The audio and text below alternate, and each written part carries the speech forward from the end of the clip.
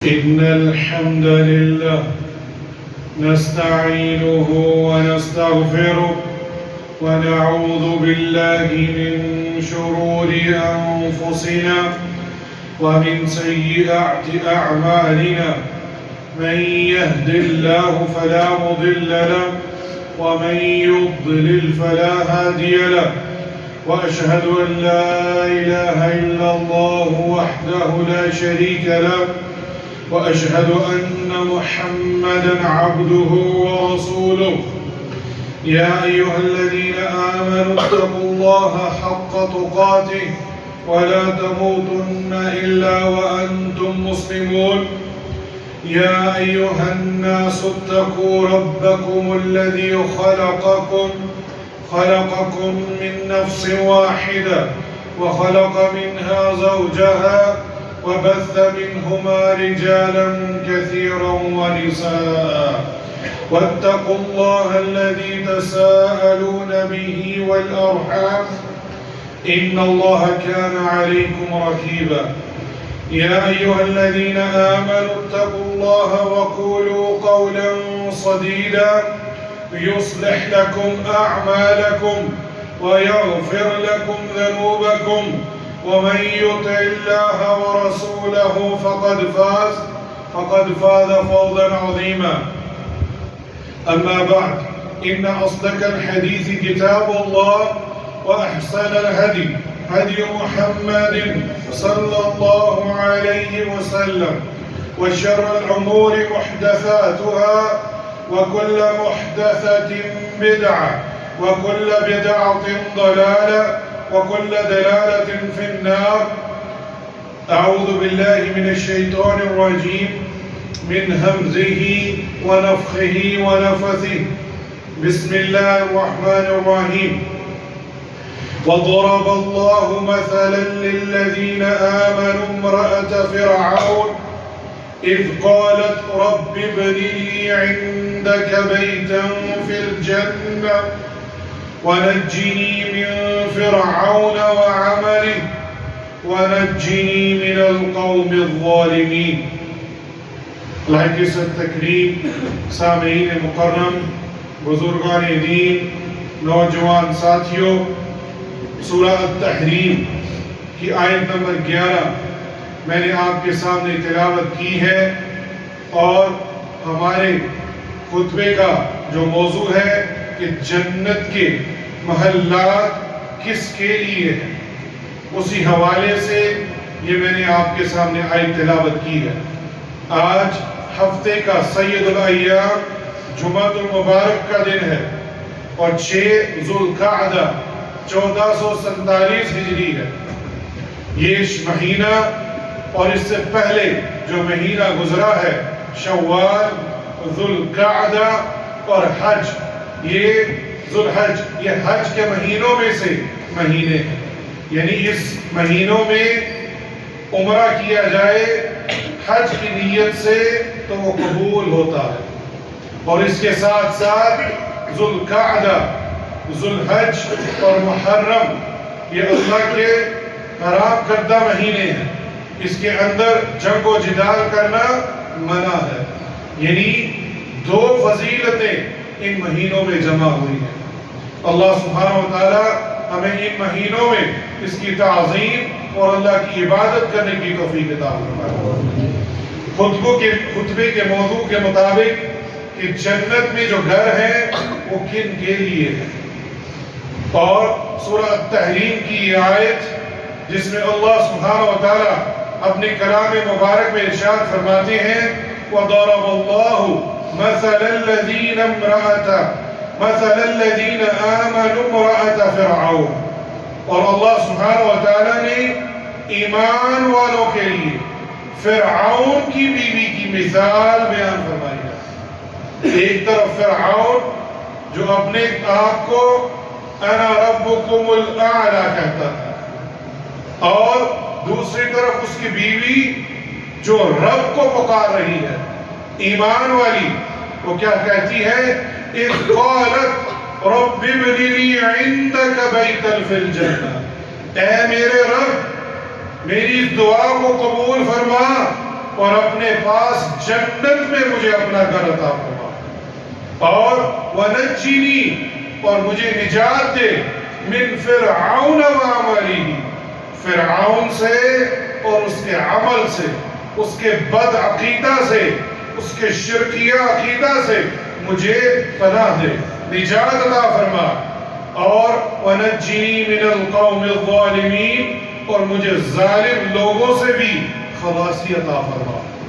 اور یہ عمل اللہ سبحانہ و تعالیٰ نے اس فرعون کی بیوی، جس کی تفصیل میں آتا ہے آسیہ بنت مزاحم، یہ ان کا نام تھا، اور حدیثوں میں اس کا بیان آیا ہے 4 ایسی عورتیں ہیں، اور کچھ میں 3 کا ذکر ہے، جس میں خدیجہ بنت خویلد رضی اللہ عنہ، فاطمہ بنت محمد رضی اللہ عنہ صلی اللہ علیہ وسلم، عیسیٰ بنت عمران اور آسیہ بنت مزاحم رضی اللہ عنہن، اللہ ان پر اپنی رحمتیں نازل فرمائے، یہ جنتی عورتوں میں سے ہیں۔ اللہ اکبر، یہ بہت بڑی فضیلت ہے۔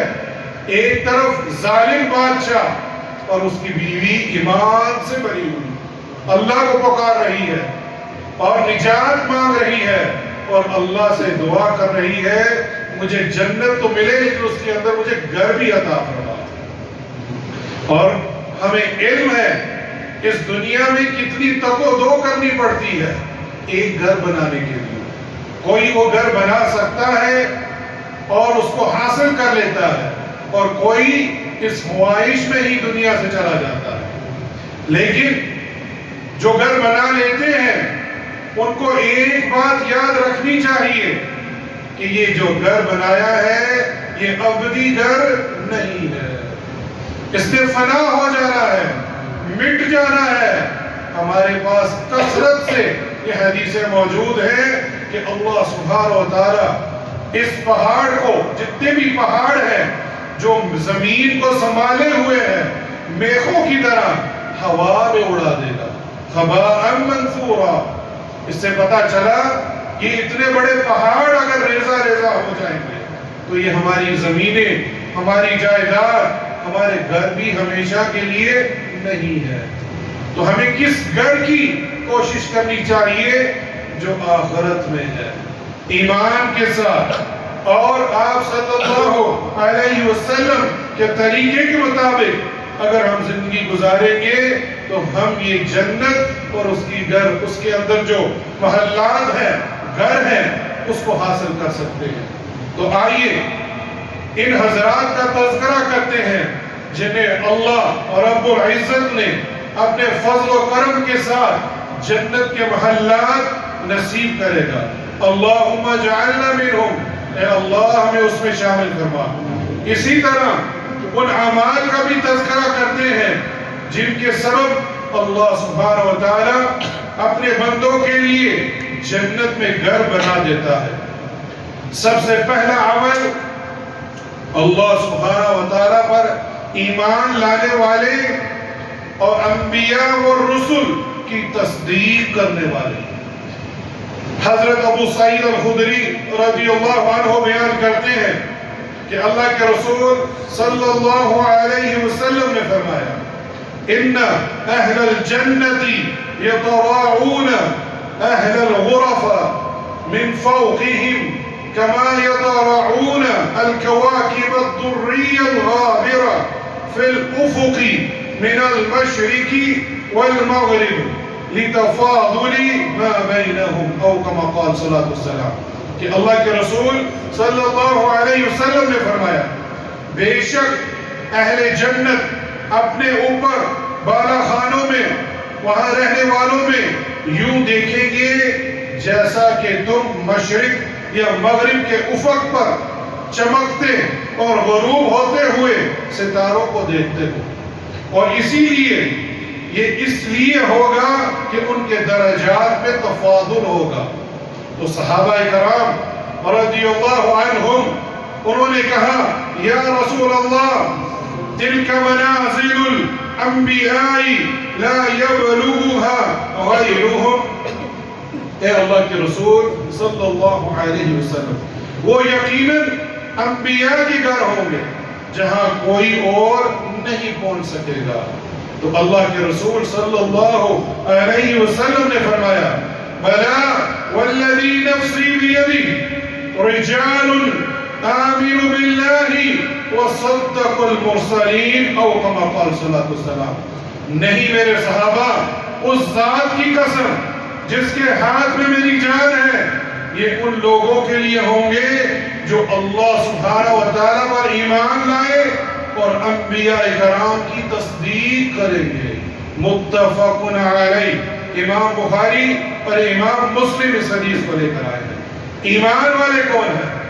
اللہ پر ایمان لانے کا مطلب یہ ہے کہ وہ آپ اللہ سبحانہ و تعالیٰ ہی کو ساری کائنات کا خالق اور مالک جانیں، اسی کو رازق سمجھیں، اسی کو مدبر الامور تصور کریں، اسی کو داتا، اسی کو حاجت روا، اسی کو مشکل کشا، اسی کو نفع نقصان کا مالک، اسی کو بگڑی بنانے والا، اسی کو دستگیر اور اسی کو غوث اعظم سمجھیں۔ پھر اپنے دل کی گہرائیوں میں اس کو محمود برحق تسلیم کریں، اسی کے لیے تمام عبادات بجا لائے، اس کی عبادت میں کسی کو شریک نہ بنائے، اس کی تعظیم کرے، اسی پر توکل کرے، اسی سے امیدیں وابستہ کرے، اسی کا خوف کھائے، اسی کے سامنے جھکے، اسی کے سامنے رکوع اور سجود کرے، اور تمام عبادات میں اسی کو وحدہ لا شریک مانے۔ یہ ایمان ہے۔ اور اس کے بالعکس کلمہ کو مسلمان کس کو غوث اعظم اور داتا سمجھتا ہے؟ اولیاء اللہ کو۔ وہ نیک لوگ تھے لیکن وہ الہ نہیں تھے۔ رب ایک ہی ہے، اسی کی ہی عبادت کرنی ہوگی اور اسی کو ہی ماننا ہوگا۔ اور رسولوں کی تصدیق کرنے کا مطلب یہ ہے کہ آپ سب کے دل سے، سچے دل سے انبیاء کرام علیہ السلام کی نبوت پر ایمان لائیں اور انہیں اللہ سبحانہ و تعالیٰ کے برگزیدہ بندے مانے۔ عبدہ و رسول، وہ بندے تھے اللہ کے اور رسول بھی تھے۔ اس بات پر یقین رکھے کہ تمام انبیاء و رسول علیہ السلام کو اللہ سبحانہ و تعالیٰ نے لوگوں کو اپنی توحید اور دین اسلام کی طرف دعوت دینے کے لیے اور غیر اللہ کی عبادت سے منع کرنے کے لیے مبعوث فرمایا تھا۔ ان پر وحی نازل کی اور شرعی احکام اتارے، اور جن پر عمل کر کے ان کے پیروکار دنیا اور آخرت کی فلاح و بہبود میں کامیاب ہو گئے۔ یہ ہے آپ صلی اللہ علیہ وسلم انبیاء اور رسول پر ایمان لانا۔ لیکن کوئی شخص یہ کہے کہ نور من نور اللہ، کہ آپ صلی اللہ علیہ وسلم اللہ کے نور میں سے نور ہیں، کیا اس نے آپ کی رسالت پر ایمان لایا؟ ہرگز نہیں۔ یہ شرک ہے جو ہماری مساجدوں کی ممبر و محراب پر یہ بولے جاتے ہیں۔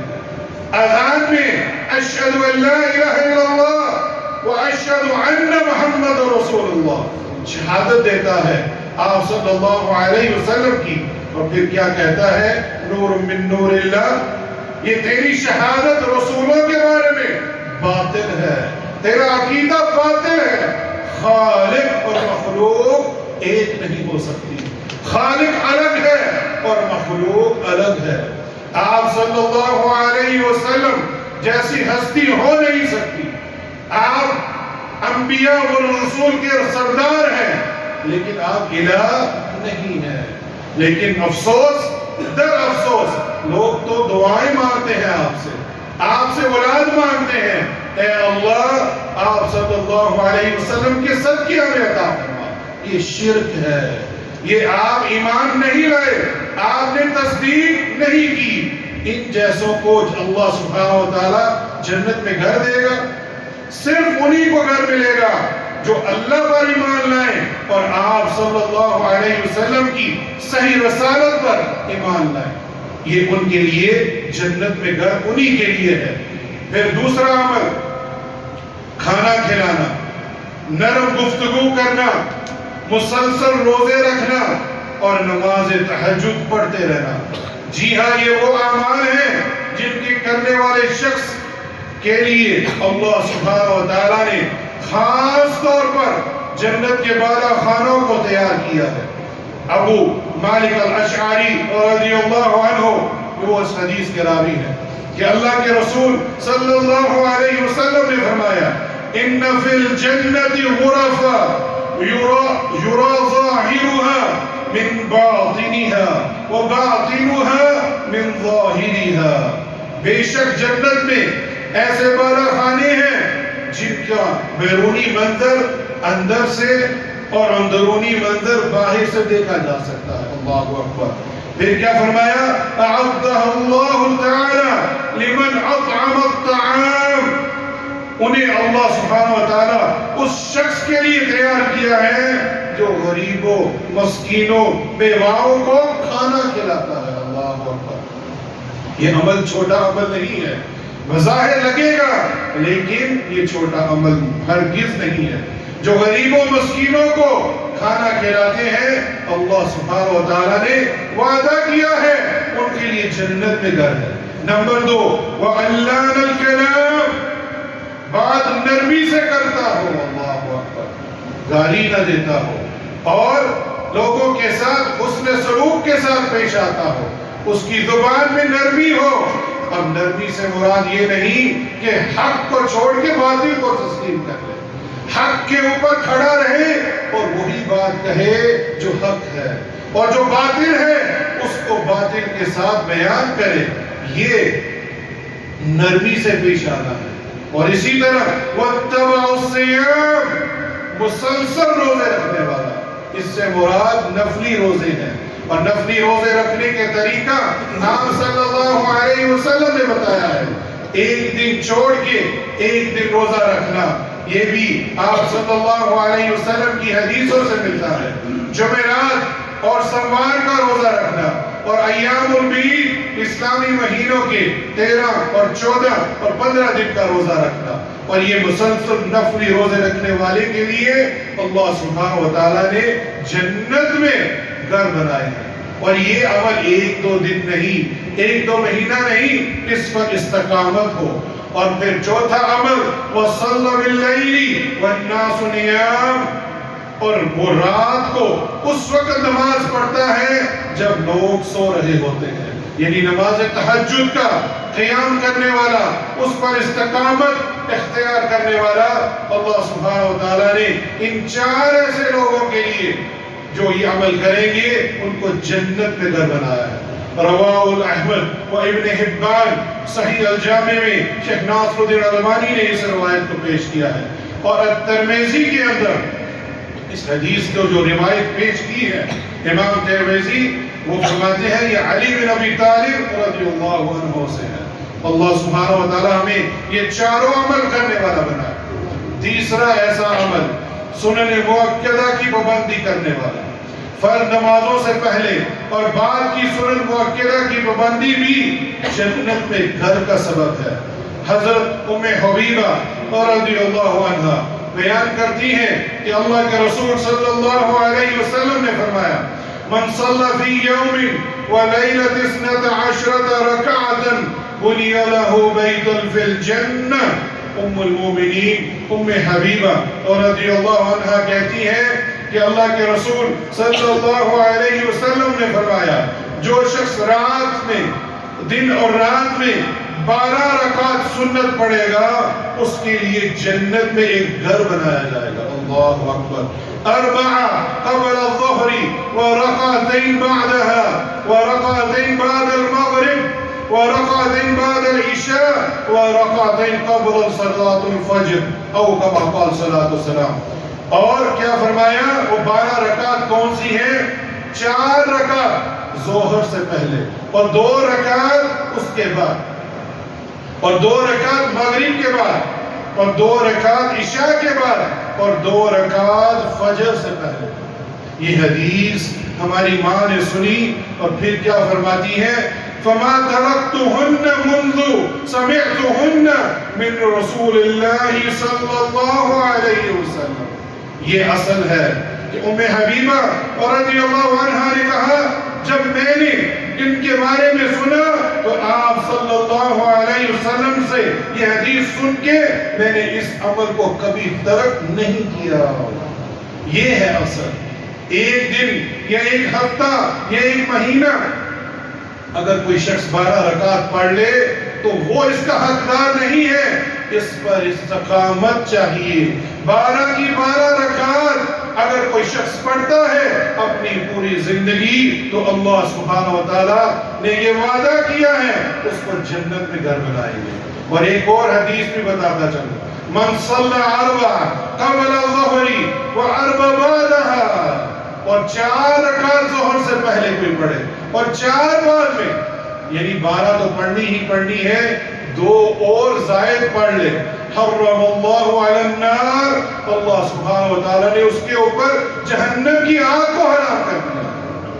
یہ چھوٹے چھوٹے عمل ہمیں جنت کا داخلہ جنت میں گھر اور جہنم کی آگ حرام کرتی ہے.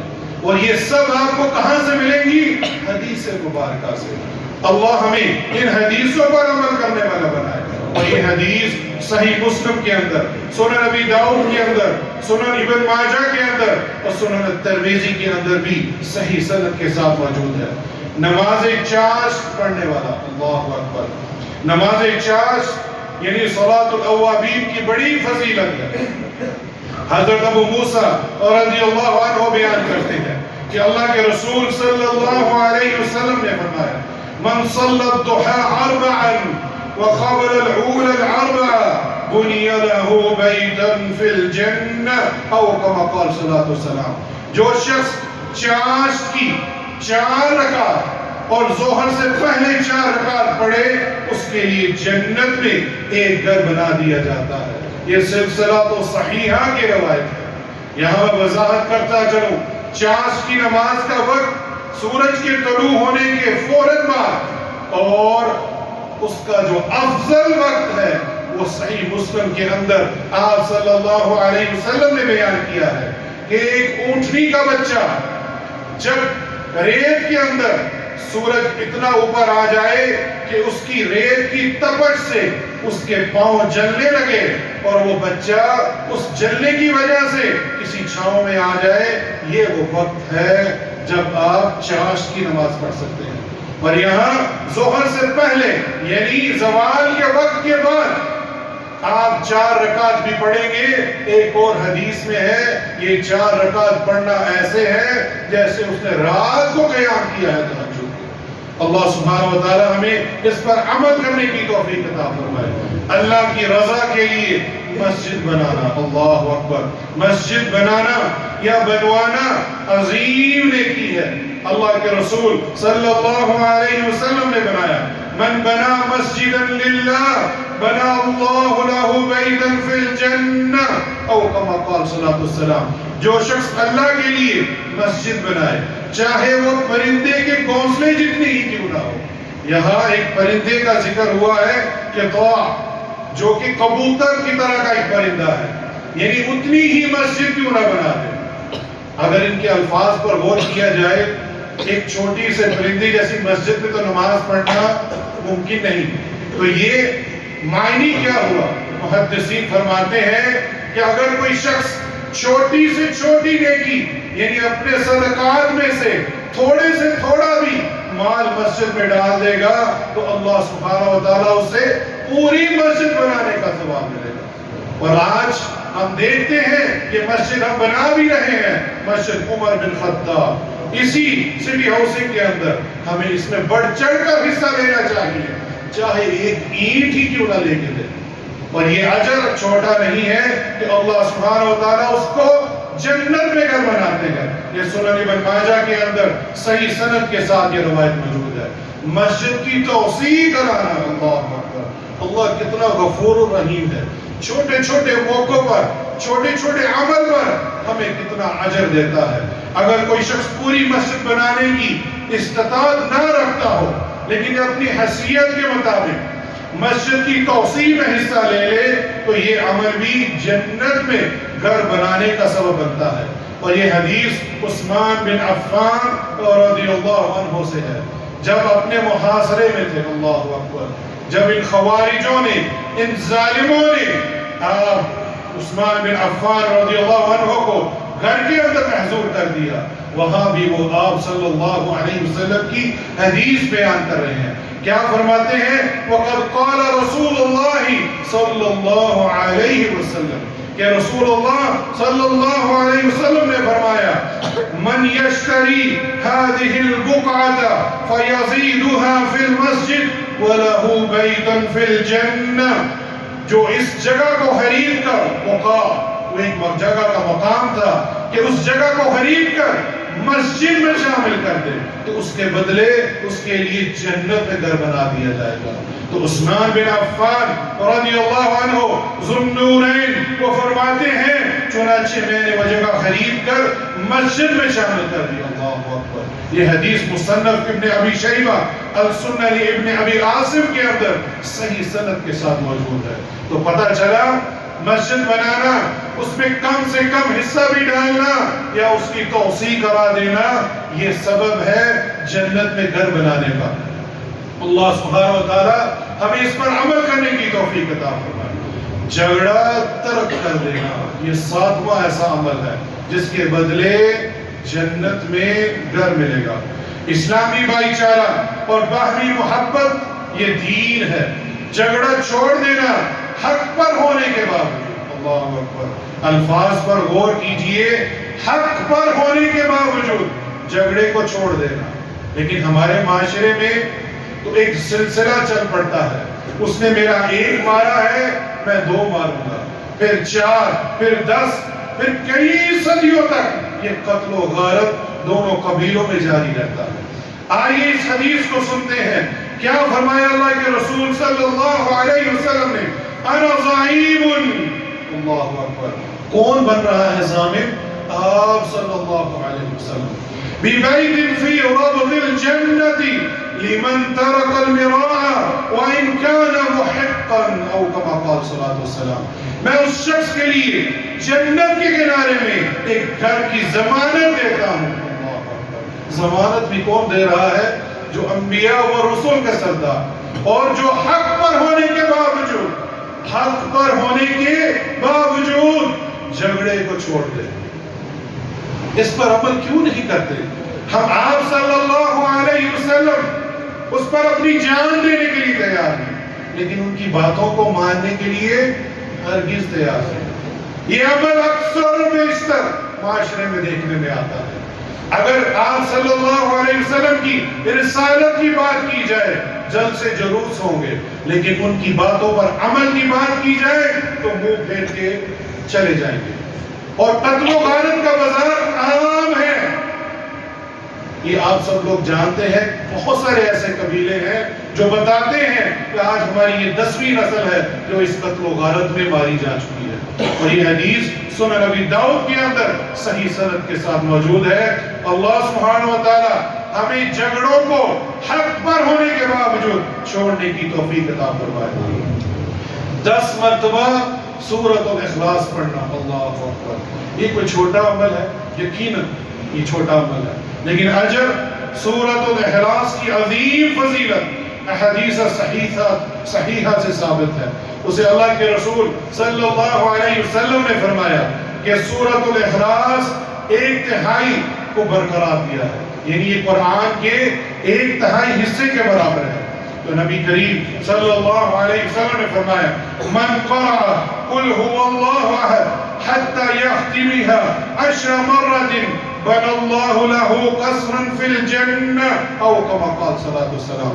جو شخص سورۃ الاخلاص 10 مرتبہ مکمل پڑھے اللہ اس کے لیے جنت میں ایک محل بنا دیتا ہے. یہ بات سننی تھی صحابہ ہمیں صحابہ جیسا بنا دے. وہ حدیثوں پر عمل کرتے تھے. اور عمر ابن الخطاب رضی اللہ عنہ وہ فرماتے ہیں اذن استکثر یا رسول اللہ، پھر تو میں کثرت سے پڑھوں گا. اللہ اکبر. یعنی 10 پر پڑھتے ہوئے کتنا ٹائم لگے گا؟ کہتے ہیں میں یہ عمل کثرت سے کروں گا، تو آپ صلی اللہ علیہ وسلم نے فرمایا اللہ اکثر و اطیب، اللہ اس سے بھی زیادہ دینے والا اور بہتر ہے۔ اللہ اکبر۔ سلسلہ تو صحیحہ کی یہ روایت ہے، شیخ ناصر الدین البانی نے اس کو صحیح قرار دیا ہے۔ یہ چھوٹے چھوٹے عمل، پھر کوئی شخص بولے یہ دین مشکل ہے، ہرگز مشکل نہیں ہے۔ قرآن حدیث پر عمل کر لیجئے، صحابہ کی طرح ایمان لے آئیے، تو یہ دین بہت آسان ہے۔ اور اللہ سبحانہ و تعالی ہمیں اس قرآن اور حدیث پر اور صحابہ کے منہج پر، ان کے فہم پر عمل کرنے کی توفیق دے گا، تو اللہ سبحانہ و تعالی ہمیں جنت میں یہ گھر بنائیں گے۔ اقول ما تسمعون واستغفر اللہ لی ولکم من کل ذنب فاستغفروه انه هو الغفور الرحیم۔ الحمدللہ والصلاة والسلام علی رسول اللہ، اما بعد۔ نامہ عمل جس کے بدلے جنت میں گھر ملتا ہے، مذاق میں بھی جھوٹ سے بچنا، سچائی اسلام کی بنیاد ہے، مذاق میں بھی جھوٹ بولنے سے منع کیا گیا ہے۔ نبی کریم صلی اللہ علیہ وسلم نے فرمایا انا زعیم، اللہ اکبر، پھر آپ صلی اللہ علیہ وسلم ضمانت دے رہے ہیں، انا زعیم ببیت فی ربض الجنة لمن ترک المراء وان کان محقا، اور میں اس شخص کے لیے جنت کے درمیانے حصے میں ایک گھر کی ضمانت دیتا ہوں جو مذاق میں بھی جھوٹ چھوڑ دے۔ یہ سنن ابی داؤد کی روایت صحیح سند کے ساتھ موجود ہے۔ اور 10واں عمل حسن الاخلاق، اخلاق سے پیش آنا۔ قیامت کے دن میزان میں سب سے وزنی عمل ہمارا حسن و اخلاق ہے، ہم کتنے اخلاق سے لوگوں کے ساتھ پیش آتے ہیں۔ رسول اللہ صلی اللہ علیہ وسلم نے فرمایا ما من شيء يوضع في الميزان اثقل من حسن الخلق، ترازو میں سب سے زیادہ وزنی چیز حسن الاخلاق ہے، اخلاق کے ساتھ پیش آنا۔ اور یہ حدیث صحیح جامعہ ترمذی کے اندر صحیح سند کے ساتھ موجود ہے۔ ابو امامہ رضی اللہ عنہ وہ کہتے ہیں کہ اللہ کے رسول صلی اللہ علیہ وسلم نے فرمایا وَبِبَيْتٍ فِي أَعْلَى الْجَنَّةِ لِمَنْ حَسَّنَ خُلُقَهُ، او کما قال صلی اللہ علیہ وسلم، اور میں اس شخص کے لیے ضمانت دیتا ہوں جنت کے اعلیٰ درجوں میں کہ ایک گھر کی ضمانت دیتا ہوں جس کا اخلاق اچھا ہو۔ اللہ اکبر۔ یہ بھی حدیث سنن ابی داؤد کے اندر صحیح سند کے ساتھ موجود ہے۔ یہ دین واللہ بہت آسان ہے، لیکن عمل کیا ہے؟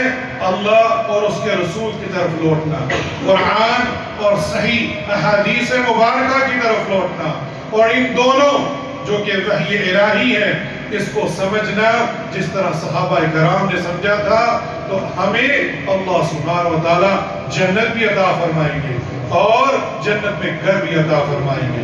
ان اللہ وملائکتہ یصلون علی النبی یا ایھا الذین آمنوا صلوا علیہ وسلموا تسلیما۔ اللهم صل على محمد وعلى آل محمد كما صليت على إبراهيم وعلى آل إبراهيم إنك حميد مجيد، اللهم بارك على محمد وعلى آل محمد كما باركت على إبراهيم وعلى آل إبراهيم إنك حميد مجيد، اللهم اشف مرضانا ومرضى المسلمين۔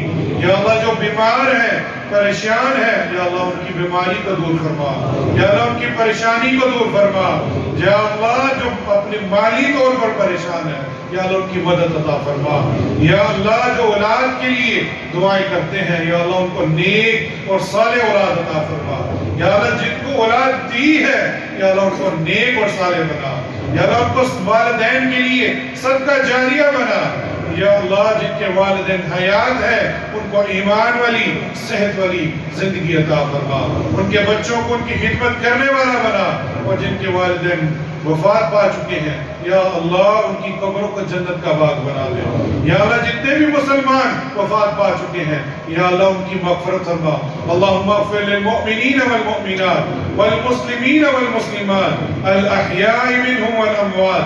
ربنا إننا آمنا فاغفر لنا ذنوبنا وقنا عذاب النار. اللهم إني أسألك رضاك والجنة وأعوذ بك من سخطك والنار.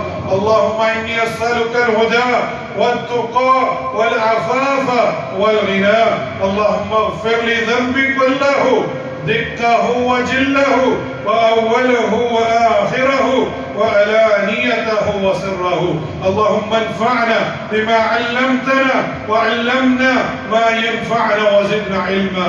ربنا آتنا في الدنيا حسنة وفي الآخرة حسنة وقنا عذاب النار. ربنا اغفر لي ولوالدي وللمؤمنين يوم يقوم الحساب.